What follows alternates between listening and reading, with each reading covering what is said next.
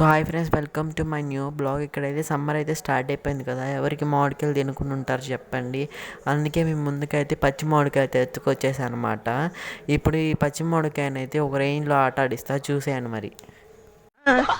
ఏం point పెట్టావన్నా, super. ఇట్లా cut చేసుకున్న తర్వాత దీని లోపలికైతే ఉప్పు కారం పెట్టాలి. ఇది కారం పెట్టేటప్పుడు కొంచెం జాగ్రత్త, మళ్ళీ కళ్ళలో పడిపోను, కొంచెం చూసుకొని పెట్టండి కారం.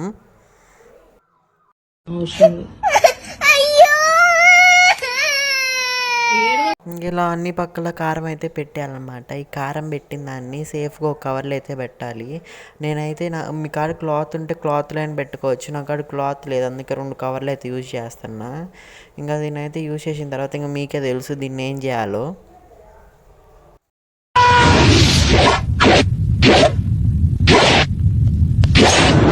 దీనైతే ఇలా బండ్లకేసి బాధాలన్నమాట గట్టి గట్టిగా. చివరికి ఇలా అయిద్ది.